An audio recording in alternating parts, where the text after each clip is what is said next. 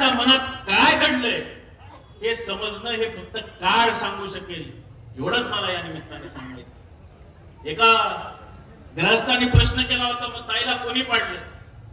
मला वाटतं त्याचं खरं उत्तर हे फक्त ताईच देऊ शकतात. तुम्ही देऊ शकत नाही, मी देऊ शकत नाही, अजून कोणी देऊ शकत नाही. ताईंकडे या गोष्टीचं उत्तर आहे. आणि ताईंना मला वाटतं जाहीररित्या नाही पण एकट्यात भेटल्यावर निश्चितपणाने ताई सांगू शकतात की कोणी पाडलं, कोणी नाही पाडलं आणि कशा पद्धतीची परिस्थिती झाली. या ठिकाणी काही लोकांची भाषणं चालू होती आणि भाषणामध्ये आपला उमेदवार कशा पद्धतीने सरस आहे, कसा चांगला आहे हे सांगायचं काम त्या ठिकाणी ते उमेदवार करत होते. पण ताई मी दादा कसे चांगले, त्यांनी काय काय कामं केली हे सांगण्यात वेळ घालवणार नाही, कारण वेळ अतिशय कमी आहे.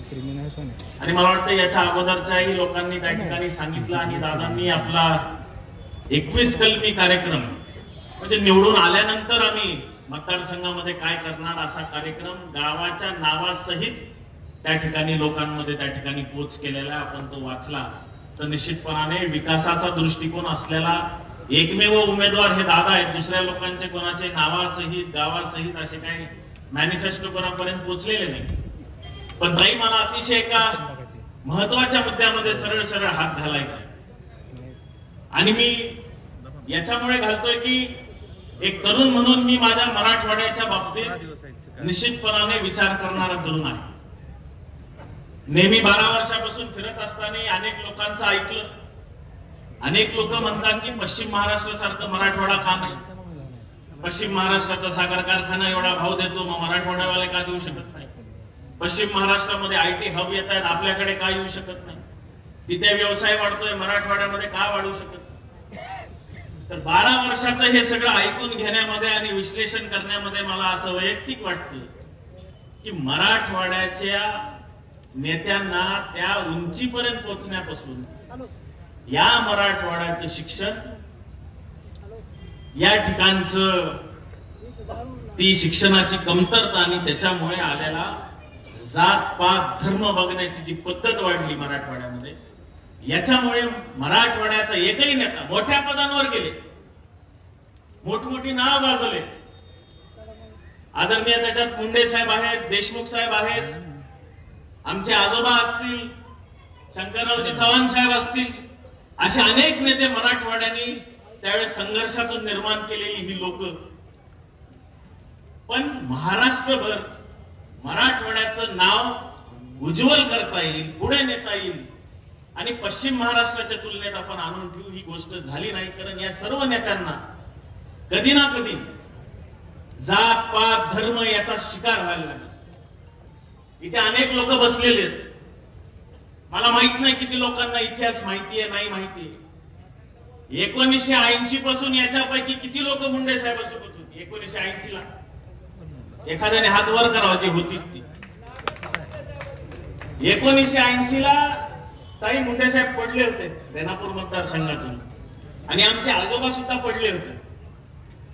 आणि त्यावेळेस आमचे आजोबा काँग्रेसमधून पडले होते. आमचे वडील केजला राहायचे आणि ते मुंडे साहेबांचे कार्यकर्ते. आणि पडल्यानंतर मुंडे साहेबांचा केजला ज्यावेळेस मुंडे साहेब यायचे, कधी कधी 1-2 दिवस सुद्धा आमच्या घरामध्ये त्यांचा त्या ठिकाणी मुक्काम असायचा. आणि चिंचोली माळीकडचे वनवे गुरुजी म्हणून आहेत, त्यांना त्या ठिकाणी आणायला आमच्या वडिलांना मुंडे साहेब स्कूटरवर, म्हणजे आमच्या वडिलांकडे स्कूटर होती, त्यांना पाठवायचे, जा त्यांना घेऊन या. आणि गेल्यावर वनवे गुरुजींना काकांनी स्कूटरवर बसवायचं. वनवे गुरुजी त्यावेळेस त्यांच्या नाराजगी व्यक्त करत राहायचे. आणि मग चिंचोली माळीपासून केज पर्यंत युस्तरचा प्रवास वनवे गुरुजींचा ऐकत ऐकत कसं बाबा मला असं झालं तसं झालं हे झालं.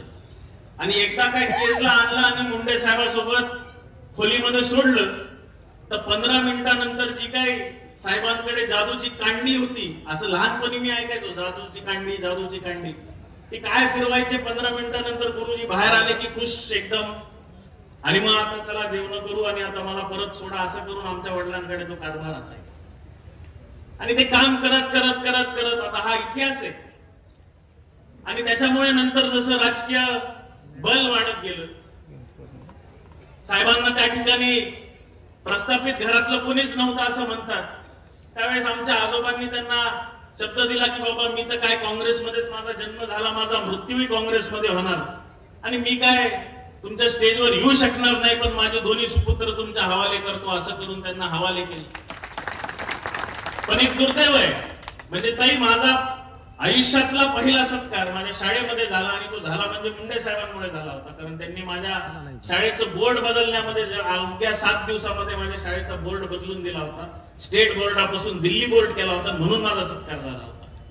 पण 2009च्या निवडणुकीमध्ये दुर्दैवाने आम्हाला त्यांना त्या ठिकाणी सोडायला लागलं आणि सोडत असताना, राजकीय विरोध घेत असताना, राजकीय विरोध करत असताना 2 वर्ष अगोदर दादा आणि काका त्यांच्याकडे गेले आणि त्यांनी सांगितलं की साहेब, तुमच्या अमुक अमुक कार्यकर्त्यांना हे जी 2-3 लोक आहेत त्यांच्यामुळे आम्हाला इथे काम करणं अवघड वाटतंय, हे लोक तुम्हाला सुद्धा एक दिवस त्रास देतील अशी आमची भावना आहे आणि म्हणून आम्ही इथून पुढे त्या ठिकाणी आपल्यासोबत राहू शकणार नाही. आणि 2 वर्ष अगोदर निवडणुकीच्या त्यांना त्या ठिकाणी सोड चिठ्ठी देऊन लोकांमध्ये फिरून पुन्हा एकदा राष्ट्रवादी काँग्रेसमध्ये प्रवेश करून लोक जमा करायचं काम सुरुवातीपासून दादा काकाला त्या ठिकाणी करायला लागलं.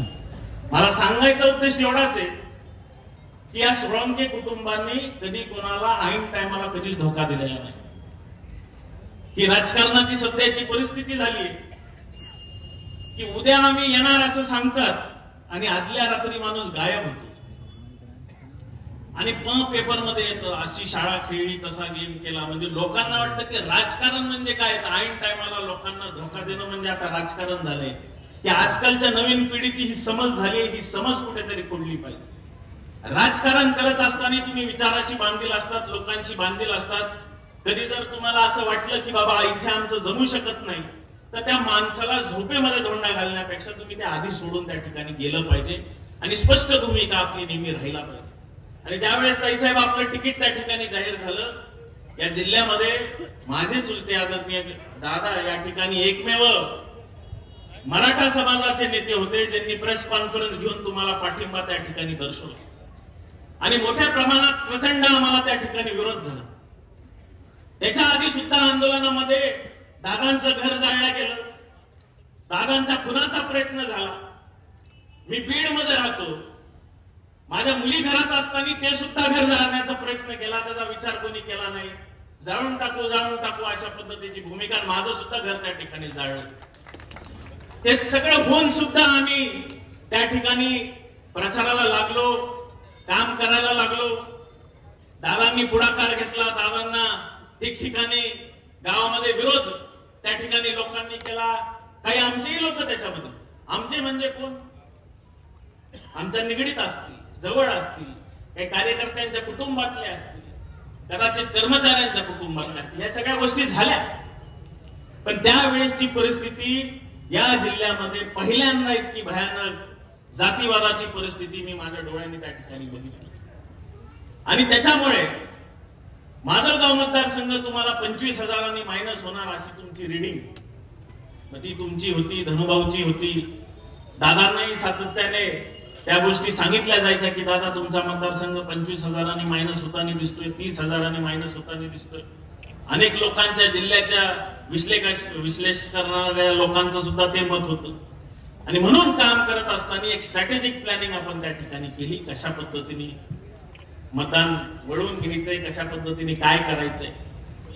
पण दुर्दैव आहे, जसा निकाल लागला, अनपेक्षित असा निकाल आम्हाला त्या ठिकाणी या जिल्ह्याला सहन करायला लागला आणि एक विकासाचं नेतृत्व या जिल्ह्याने त्या ठिकाणी संधी गमावली.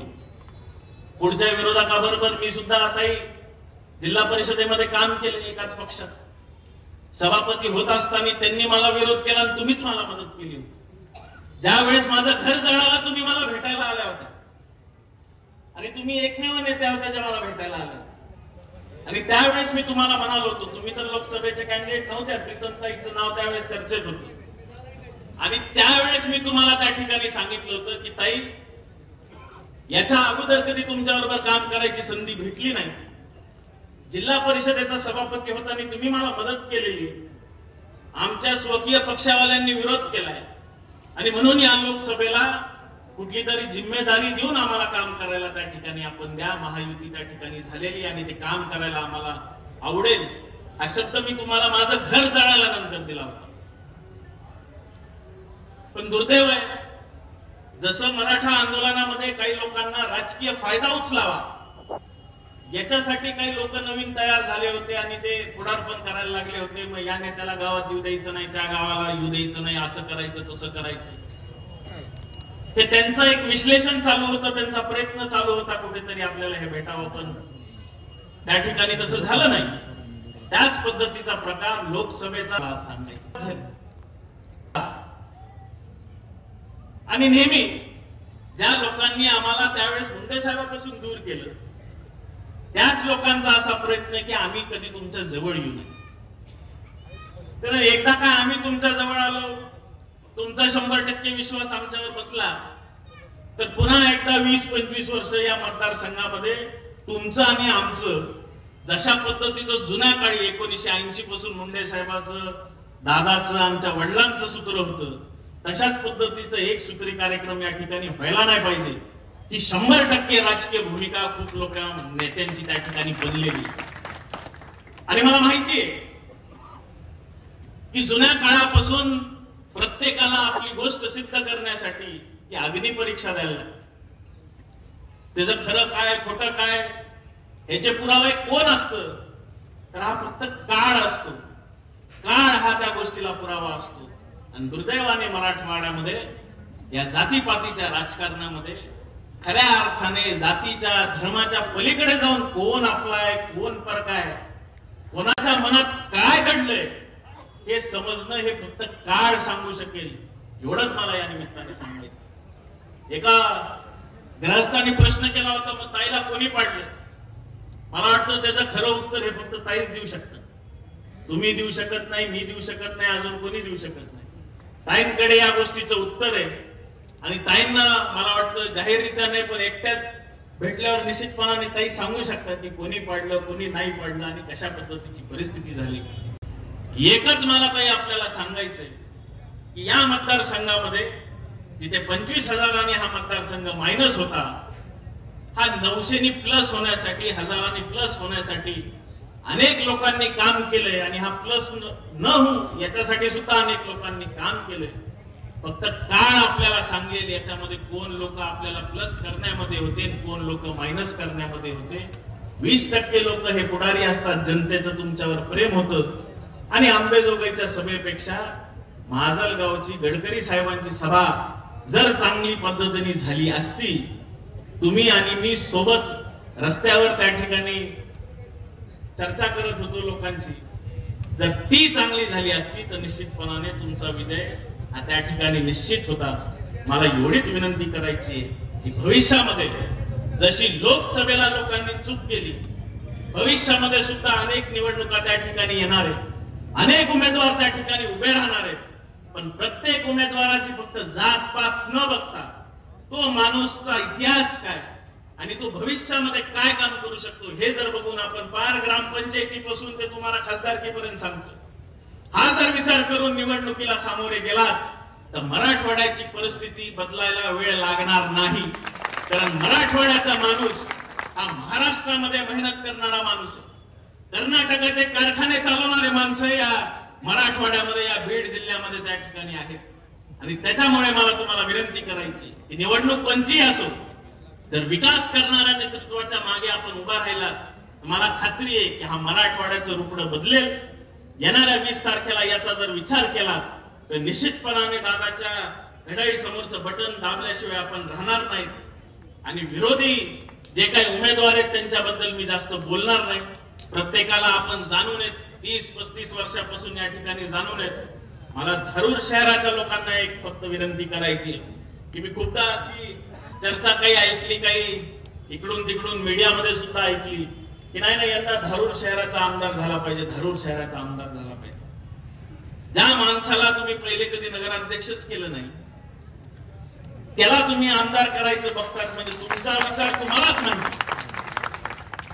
10 वर्ष आम्ही त्यांच्या मागे पाठीशी राहिलो, 2दा नगराध्यक्ष पदाची संधी दिली, प्रत्येक गोष्टीला त्यांच्या मागे नेतृत्व दिलं.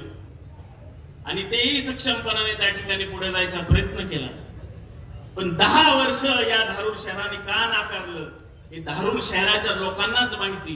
त्यांनीच या गोष्टीचा विचार करावा आणि आपल्या धारूर शहराचा खऱ्या अर्थाने भविष्य कसं ठरवायचंय हा निर्णय येणाऱ्या 20 तारखेला आपण सर्वांनी घ्यावा. योग्य निर्णय आपण घ्याल अशी अपेक्षा मी या ठिकाणी व्यक्त करतो. माझी जागा घेतो. जय हिंद, जय महाराष्ट्र.